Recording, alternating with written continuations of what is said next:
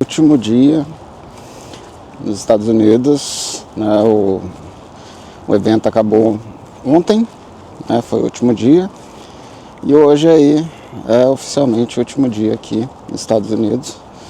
Estou tentando fazer algumas coisinhas aqui ainda, né, mas estou com uns problemas ali no trabalho que está complicando, então estou aproveitando aqui agora o tempinho do almoço para andar um pouquinho, fazer algumas coisas aqui, tentar matar essas pendências aí para poder aproveitar esse restinho do último dia.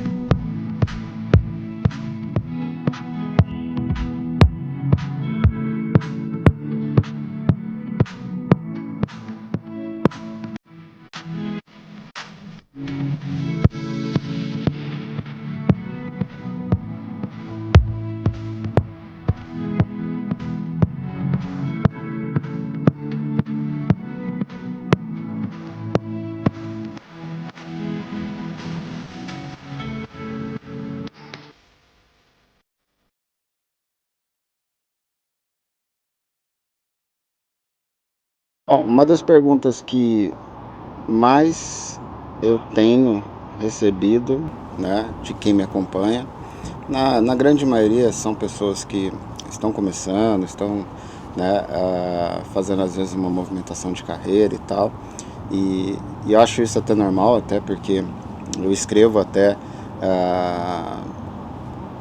os artigos e crio conteúdo de uma forma que é para atingir mais essas pessoas que estão começando, que a dificuldade é maior, né?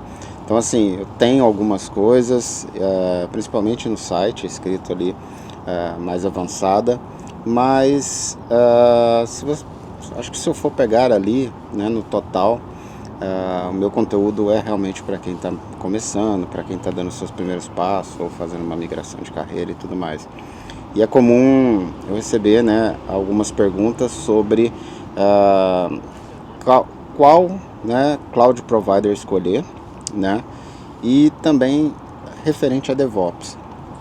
Tá, então são dois pontos aqui distintos, né? E é isso que eu quero falar com vocês aí, né? Então, como eu já falei, tecnologia é né, uma caixa de ferramenta muito grande. E aí dentro dela você vai escolhendo os nichos que você vai trabalhar, tá? Cloud Computing, né, na época ali da pandemia e tal, ficou muito evidente pelo fato de que as empresas elas precisavam fazer movimentações aí dos seus data centers on-premises, né, para ambientes em cloud, né? E se popularizou muito, né, o arquiteto em cloud, o administrador de cloud, e a gente acabou tendo realmente um número, né, muito grande de profissionais migrando, né, para cloud computing, tá? Só que a realidade de hoje em dia é um pouco diferente, tá? Não é que a gente não precisa mais de administradores de cloud, não é que a gente não precisa de arquitetos, a gente precisa, obviamente, isso é uma realidade. A questão é que a cloud computing é só uma abstração do que a gente já fazia no on-premise. Então, depois que passou esse boom, né, a gente normalizou as coisas como deveriam, que é a gente só está fazendo o que a gente fazia no on-premise agora, né, num provider, tá? Na AWS, na Google, na Microsoft, enfim, né? E aí, claro, dentro desse cenário, né, a gente tem ali uma série de ferramentas para aprender, uma série de coisas que são pertinentes a cada cloud provider, tá? Mas continua sendo o que a gente fazia desde sempre, né? Que é, de fato, botar nossos serviços ali para entregar isso para o usuário. Simples assim, não mudou nada. A diferença é que a gente antes fazia em casa e agora a gente faz alugando esse serviço, né? E vocês já sabem, né? Cloud tem uma série de benefícios, a vantagem é justamente isso, de você usar, e quando você não precisa usar mais, você vai lá, desliga e para de pagar, né? Você faz aquela troca, né, de CAPEX por OPEX, né? Então, ou seja, você para de investir, né, em hardware no seu data center on-premise e começa a alugar, né, esse hardware. Então tem essas vantagens. Você tem os serviços de plataforma, né, que são gerenciados boa parte pelo provider. Então você tem muito menos trabalho, né, do que deveria ter quando você faz um on-premise, que basicamente é tudo, né, por responsabilidade da empresa, né, do profissional. Então, ou seja, quando você vai subir, por exemplo, um cluster, né, de Kubernetes, né, on-premise, você vai ter que instalar tudo, configurar, instalar o control plane, fazer toda aquela configuração e gerenciar isso, treinar as pessoas, né? E quando você vai para um cloud provider, você pode usar um serviço gerenciado, que é o AKS, por exemplo, do Microsoft Azure, e aí você não precisa se preocupar com a parte control plane, né? Então você só se preocupa com a parte dos nodes, ou seja, só para colocar a sua aplicação funcional. Então assim, existem N vantagens, que não é o foco aqui. A ideia é, por que você deveria escolher o Azure, né, e não a AWS, não GCP, e não Oracle, por exemplo, tá? Quando eu comecei, né, a fazer essa migração, né, não gosto de dizer migração, mas que eu comecei a movimentar, né, do on-premise para cloud, eu comecei com a AWS, porque a AWS, né, realmente foi a pioneira nesse tipo de serviço, tá? E eu cheguei até a tirar a primeira certificação ali, a Cloud Practitioner, né? E eu acabei, né, que desisti da AWS por alguns motivos, engraçado aí, tá? O primeiro deles era, tá, somente a Cloud Practitioner, existia a possibilidade de fazer, né, online, tá, de casa. Hoje é normal isso, mas antes não era, tá? E para mim, que sou do interior, ter que sair, ir para uma cidade, né, uma capital, por exemplo, São Paulo, BH, uma cidade que tinha, né, os centros autorizados para prova, ficaria muito caro para mim. E as provas também muito caras, então ficava inviável. Então eu tirei a Cloud Practitioner, e aí a segunda prova que eu deveria tirar da AWS, né, eu comecei a achar muito pesado e tal, e nessa de pesquisa para cá, para lá e tal, né, eu resolvi testar, né, o Microsoft Azure, tá? E criei minha conta lá, normal, tal, comecei a brincar, e eu achei muito mais agradável, tá, o portal, tá? O portal ali do Azure, para mim, me agradou muito mais, né, do que o portal da AWS. Então esse foi o primeiro ponto, né, que me fez a já começar a considerar o Microsoft Azure, né, além da AWS, né. Feito isso, né, que eu me interessei mais pelo portal, pela dinâmica ali do Azure, eu comecei a pesquisar, né, e fui olhar como que o Azure, né, estava no mercado, né, e aí comecei a ler bastante artigo, comecei a procurar saber como que o Azure estava inserido ali, se tinha realmente potencial. E eu vi que o Azure estava numa ascensão muito grande, tá? Então assim, estava crescendo muito a adoção, né? E a ponto de já começar a incomodar a AWS, que antes era assim, nadava de braçada, né? Então eu vi aquele, né, aquele salto ali e falei, bom, tem algo aqui interessante aqui, né? Eu posso ir na AWS em algo que está muito consolidado, mas tem aqui o Microsoft Azure que está em plena ascensão, né? Então isso foi o segundo ponto que me chamou a atenção, porque o Azure estava, né, subindo muito. Eu falei, bom, é a hora, né? Aquela famosa frase que a gente fala de surfar a onda, né? Então isso foi um segundo ponto positivo ali, né? Que já começou a pesar para mim adotar o Azure, né? E aí, pesquisando mais, olhando mais, né? Comecei a procurar sobre os serviços. E aí também o terceiro ponto que pesou muito é o ecossistema, né? Então quando a gente fala de Microsoft Azure, a gente está falando de Microsoft, então a gente está falando de ecossistema. Então, para um cara que já usa Active Directory, para um cara que já usa Suite Office, né, faz todo sentido ele continuar com o Microsoft Azure, porque o ecossistema está ali, né? Então, comecei a olhar isso também, né? Comecei a pesar esses pontos e vi que fazia sentido, uma boa escolha ali para o Azure, porque era mais agradável de mexer no portal. Segundo, que estava em ascensão. E terceiro, que a maioria das empresas usam muitos produtos Microsoft, faz todo sentido continuar com o ecossistema da Microsoft, né?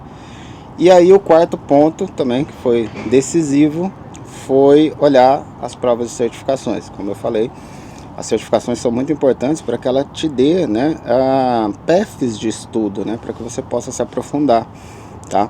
E aí, para minha surpresa, as provas da Microsoft eram mais baratas do que a da AWS, tá? Coisa de até, se eu não me engano, na época acho que era $50 de diferença. Então, para mim já foi assim, absurdo, porque $50 era muita coisa. Então, já tinha uma diferença de preço para mim que ia ser extremamente interessante, né? E segundo, que dava para mim fazer as provas online. Então assim, além da 900, que seria, né, o equivalente a Practitioner que eu fiz online da AWS, o próximo passo, né, da AWS eu já não conseguia fazer online, somente presencial. E já do Azure, que seria 104 hoje, eu já conseguia fazer online. Falei, pô, fechou, né?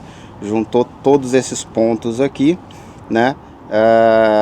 E eu resolvi escolher o Microsoft Azure, tá? Para ser o meu cloud provider principal, tá? Então, o que eu quero dizer aqui? Viram que eu fiz uma extensa pesquisa, né? Eu pesquisei muitas coisas para decidir, tá? Muito se fala de multi-cloud e tudo mais, eu não acredito muito nisso, tá? Tem um post muito interessante no site, depois dá uma olhada lá. Eu acho que as empresas elas têm que ser multi-cloud, mas para o profissional ser multi-cloud eu acho muito complicado, porque se você ficar pingando demais em todos os providers, você nunca vai dominar um, tá? Então, na minha opinião, tá, você precisa ter um cloud provider que é o seu, é aquele que você põe debaixo do braço e você domina, e aí você pode posteriormente dominar não, né, fazer algumas coisas em outros providers, tá? Mas se o projeto ele quer ser multi-cloud, ele tem que ter também profissionais multi-cloud. Tem que ter um profissional lá de AWS, profissional de GCP, tem que ter um profissional de Azure. Querer que um profissional faça tudo isso, eu acho bobagem total, tá? E eu, assim, pela quantidade de coisas que cada provider tem, é impossível você ser bom em todos, tá? Todos têm máquina virtual, todos têm banco de dados, mas cada um tem as suas particularidades. Então, assim, não dá pra entrar nessa de que eu vou ser multi-cloud. Você não vai ser, cara. Você vai ser um profissional mediano, tá? Porque você não vai fazer nenhum deles bom, tá? Então, você precisa ter um cloud provider que é seu, que é aquele que você chama de seu, tá bom? Outra coisa, tá? Como eu falei na pandemia, né? A gente teve um boom ali e tudo mais. Hoje, saber e dominar um cloud provider é obrigação para o profissional de TI. Não é mais algo assim, nossa, eu preciso de um arquiteto em cloud. Não, preciso de um profissional, um arquiteto. E já está dentro do pacote que você precisa saber um cloud provider muito bem, tá? Então, assim, sabe daquelas coisas que você tem do básico, né, que você tem que aprender? Um cloud provider é o mínimo que você precisa também. Tipo, não é mais extracurricular, tá? Você precisa dominar pelo menos um cloud provider. Qual vai ser? Aí é a sua escolha. Aqui eu estou falando da minha e eu não saio. Pode ver que eu não fico me movimentando para outros aí. Eu até fiz as certificações da Oracle na pandemia, que ela estava dando ali, até para conhecer e tal, mas nunca mais abri o portal. Então, assim, é muito pontual, tá? E eu não pretendo, pelo menos, né? Eu nunca falo a palavra nunca, porque é muito forte, mas eu não pretendo ficar trabalhando com outros providers, porque senão eu vou estar começando tudo do zero de novo, tudo que eu já, né, consegui aqui com o Azure. E aí eu vou ter que, né, fazer tudo novamente com outro provider, e aí eu vou esquecer coisas do Azure e tal. Então, para mim não faz sentido, né? Eu prefiro estar num projeto que esteja de acordo com as minhas habilidades, né? Então isso pelo menos é o que eu tento, tá bom? Então, minimamente você precisa saber um cloud provider. Isso é básico, tá? Você tem que saber, né? E tá aí, né, os motivos da minha escolha do Microsoft Azure, e eu recomendo também para todos, porque para mim é uma das melhores aí que tem. Claro que a AWS aí é sensacional, o GCP também, tem muita gente que fala muito bem, mas se fosse para dar uma dica para vocês, eu acho que o Azure é uma boa escolha, principalmente para quem está começando.